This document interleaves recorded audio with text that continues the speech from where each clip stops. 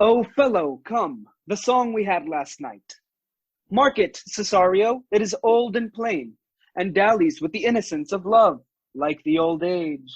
Are you ready, sir? Ay, prithee, sing.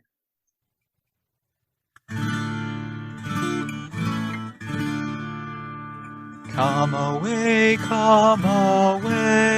death, and in sad cypress let me be laid. Fly away, breath. I am slain by a fair, cruel maid. My shroud of white stuck all with you. Oh, prepare it, my part of death, no one so true did share it.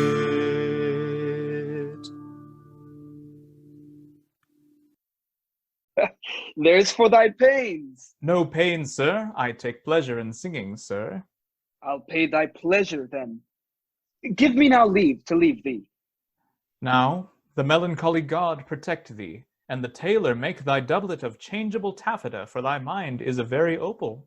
Farewell. Let all the rest give place. Once more, Cesario, get thee to yond same sovereign cruelty. Tell her, my love, more noble than the world, prizes not quantity of dirty lands, the parts that fortune hath bestowed upon her. Tell her, I hold as giddily as fortune. But if she cannot love you, sir? I cannot be so answered. Sooth, but you must. Say that some lady, as perhaps there is, hath for your love a great a pang of heart as you have for Olivia. You cannot love her, you tell her so. Must she not then be answered? Make no compare between that love a woman can bear me and that I owe Olivia. Aye, but I know. What dost thou know? Too well what love women to men may owe. In faith, they are as true of heart as we. My father had a daughter loved a man, as it might be, perhaps were I a woman, I should your lordship. And what's her history? A blank, my lord. She never told her love, but let concealment, like a worm in the bud, feed on her damask cheek.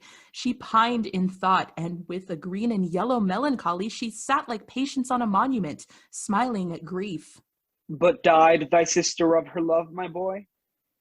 I am all the daughters of my father's house, and all the brothers too, and yet I know not. Sir, shall I to this lady? Aye, that's the theme. To her in haste, give her this jewel. Say, my love can give no place, bide no denay.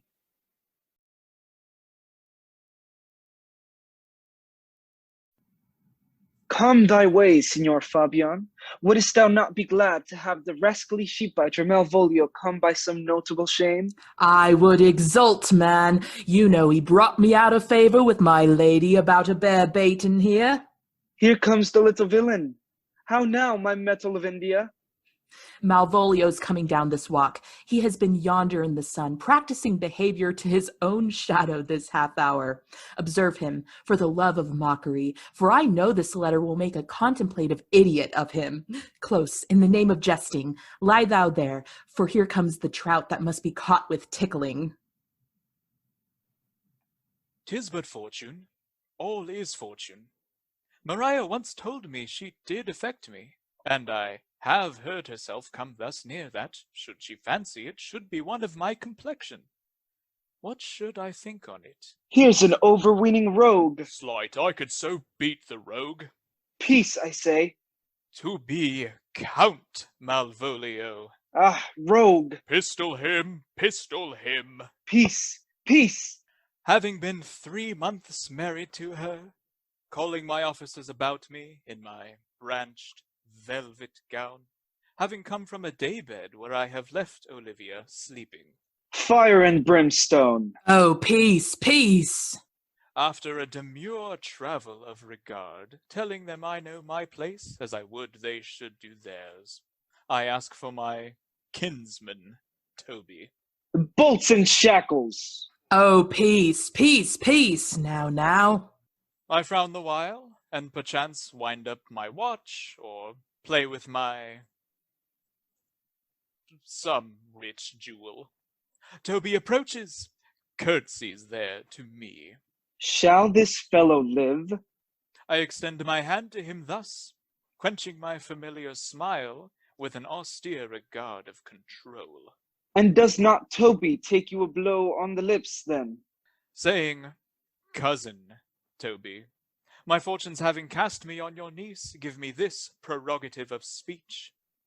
What? What? You must amend your drunkenness.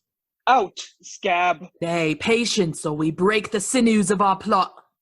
Besides, you waste the treasure of your time with a foolish knight. That's me, I warrant you. One Sir Andrew. I knew 'twas I, for many do call me fool. What employment have we here? Now is the woodcock near the gin. Oh, peace! And the spirits of humor intimate reading aloud to him. By my life, this be my lady's hand. These be her very C's, her U's, and her T's, and thus makes she her great P's. Her C's, her U's, and her T's? Why that? To the unknown beloved, this and my good wishes, her very phrases, by your leave wax, soft, and the impressure her Lucrece, with which she uses to seal, 'tis my lady. To whom should this be? Jove knows I love, but who? Lips do not move, no man must know. No man must know? What follows? The number's altered. No man must know. If this should be thee, Malvolio, Mary, hang thee, Brock.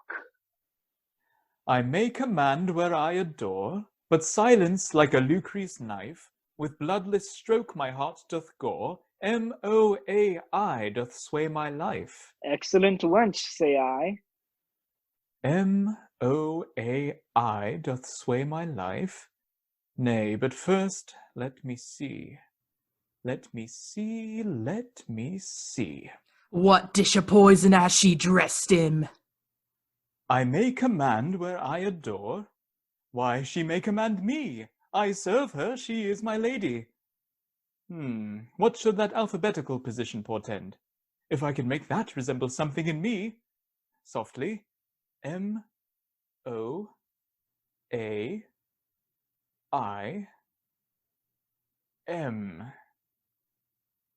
Malvolio! M! Why, that begins my name! Did not I say he would work it out? M! But then there is no consonancy in the sequel that suffers under probation. A should follow, but O does. And O shall end, I hope. I'll cudgel him and make him cry, oh. M-O-A-I. To crush this a little, it would bow to me, for every one of these letters are in my name. Soft, here follows prose. If this fall into thy hand, revolve. In my stars I am above thee, but be not afraid of greatness. Some are born great, some achieve greatness, and some have greatness thrust upon 'em. Thy fates open their hands. Be opposite with a kinsman, surly with servants. She thus advises thee that sighs for thee. Remember who commended thy yellow stockings, and wished to see thee ever cross-gartered. I say remember. Farewell. She that would alter services with thee, the fortunate unhappy. This is open. I will be proud. I will baffle Sir Toby. I will wash off gross acquaintance. My lady loves me. She did commend my yellow stockings of late. She did praise my leg being cross-gartered. And in this she manifests herself to my love, and with a kind of injunction drives me to these habits of her liking. I thank my stars I am happy. Jove and my stars be praised. Here is yet a postscript. Thou canst not choose but know who I am. If thou entertainest my love, let it appear in thy smiling. Thy smiles become thee well. Therefore in my presence still smile, dear, my sweet, I prithee. Jove, I thank thee. I will smile. I will do everything that thou wilt have me. I will not give my part of this sport for a pension of thousands. I could marry Maria for this device. So could I too. Here comes my noble goal catcher.